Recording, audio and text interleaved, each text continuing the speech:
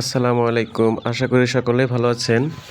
আসলে আজকে আমি আলোচনা করব, অনেকেই এই ব্যাপারে মেসেজ দিচ্ছে, বিভিন্ন বিষয়ে রিকোয়েস্ট করতেছে, জানার চেষ্টা করতেছে যে আমরা যারা দেশি মুরগি পালন করি, আমাদের মুরগিগুলো যখন বাচ্চা নিয়ে বের হয়, তখন প্রায় ১ মাসের মধ্যেই অন্তত 70-80% মুরগির বাচ্চা মারা যায়। ঝিমায় থাকে বা বিভিন্ন সময় বেশিরভাগ বাচ্চা মারাই যায়। আসলে এই বিষয় নিয়ে আজকে ভিডিওটা বানাচ্ছি, এবং যারা প্রান্তিক খামারি বা বাড়িতে ২-১ টা করে মুরগি পালেন, তাদের জন্য এটা খুব উপকারী হবে। আশা করি এই ভিডিওটা শেষ পর্যন্ত দেখবেন। এবার আসি, প্রথমেই বলি কেন আপনার মুরগির বাচ্চাগুলা মারা যায়। আপনি যখন মুরগির বাচ্চাটা কুচে থেকে বাচ্চা নিয়ে বের হয়, তখন আপনি সাধারণত তাকে বাইরে ছেড়ে দেন। এই বাচ্চাগুলা তখন কিন্তু একদম নিউবর্ন বেবি। তাদের রোগ প্রতিরোধ ক্ষমতা অনেক কম, এবং তাদের সাধারণত নাভি কাঁচা থাকে, বা নতুন বাচ্চা জন্মগ্রহণ করার পর যে প্রবলেমগুলো থাকে সবগুলাই থাকে। এবং ওই সময় সবথেকে বেশি রিস্কে থাকে যে বাচ্চাটা ঠান্ডা লেগে যাওয়ার রিস্কটা। তো আপনি যখন মুরগির সাথে বাচ্চাগুলো ছেড়ে দিবেন বাইরে, তখন সে দেখবেন আপনার বাড়ির আঙ্গিনায় পরিত্যক্ত জায়গাগুলা, তারপরে কল বলেন, পুকুর পাড় বলেন, বা যেগুলো একবারে স্যাঁতসেঁতে জায়গা, এই বাচ্চাগুলো নিয়ে মুরগিটা ওই জায়গায় চলে যায়। যাওয়ার কারণে মুরগিটা যখন আপনার নাভি কাঁচা থাকে, তখন এখানে একটা ইনফেকশন হয়ে যায়। আর স্যাঁতসেঁতে জায়গায় যায়, বিভিন্ন পানি নোংরাবাহিত জায়গাগুলোতে যাওয়াতে তখন ওই মুরগিগুলো ঠান্ডা লেগে যায়। ঠান্ডা লেগে যাওয়ার কারণে ইনফেকশন হয়, ওখান থেকে জিম ধরে থাকে। জিম ধরে থাকার পর একটা একটা করে বাচ্চা মারা যায়। এই হচ্ছে একটা সমস্যা। দ্বিতীয় সমস্যা হচ্ছে, আপনি যখন মুরগিগুলোর বাচ্চাগুলো ছেড়ে দিবেন, কাক আছে, তারপরে আপনার শকুন আছে, চিল আছে, গাংচিল আছে, তারপরে বেজি আছে, সাপ আছে, কুকুর আছে, বিড়াল আছে। মানে বন্য প্রাণীর আক্রমণে আপনি মুরগির বাচ্চা বাঁচানোটা খুবই মুশকিল হয়ে যাবে। আমাদের প্রথম এরকম হইতো। অনেকগুলো বাচ্চা একসাথে ফুটতো, তার 70-80% কোনো না কোনোভাবে নষ্ট হয়ে যেত। পরে আমি যে টেকনিকটা খাটাইছি সেটা হচ্ছে, আমি কাঠের দিয়ে একটা এই খাঁচা বানাইছি কাঠ দিয়ে। আপনারা এই পদ্ধতি অবলম্বন করবেন, ইনশাআল্লাহ আপনার 95% মর্টালিটি এখান থেকে কমে যাবে, এবং মৃত্যুর হার অনেক কমে যাবে।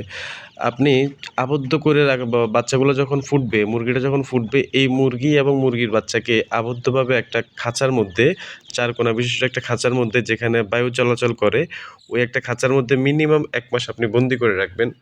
ওই বন্দি করার মধ্যেই আপনি খাবার দিবেন, যথাসময়ে পানি দিবেন।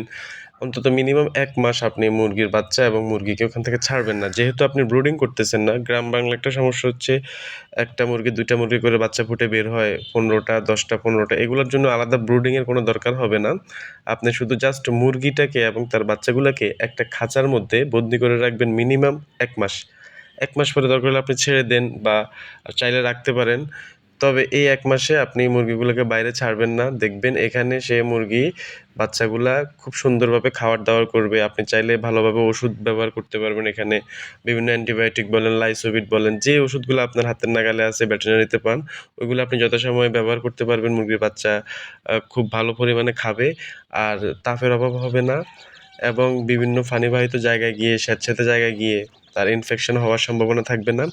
অন্তত আপনার মুরগির মর্টালিটি পার্সেন্ট যদি 95% কমে না আসে, তাহলে আপনি আমাকে বিষয়টা নিয়ে ব্লেম দিতে পারেন। এবং ২-১ টা মুরগির বাচ্চা দুর্বলজনিত কারণে মারা যেতেই পারে, কিন্তু অন্য কোনো ইস্যুতে আপনার মুরগির বাচ্চা মারা যাবে না, এটা আপনি গ্যারান্টি থাকতে পারেন।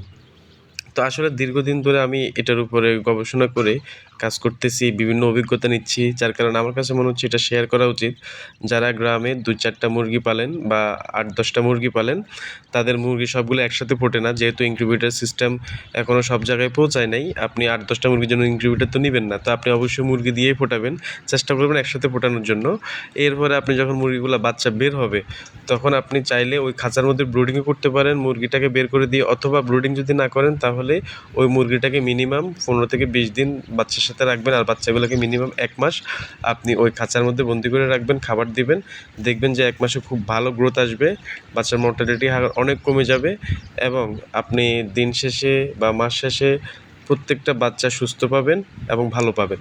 তো প্রিয় ভিউয়ার্স, যারা খামার করতে চাচ্ছেন, দেশি মুরগির খামার নিয়ে বিভিন্ন সমস্যার সম্মুখীন হচ্ছেন, তারা অবশ্যই আমাকে কমেন্টস করে জানিয়ে দিবেন, এবং কতগুলো মুরগি নিয়ে শুরু করতে চাচ্ছেন, কীভাবে কী করতে চাচ্ছেন, যদি কোনো সমস্যার সম্মুখীন হন, আমি অবশ্যই আপনাদের সাথে আছি। ধন্যবাদ সবাইকে। আসসালামু আলাইকুম।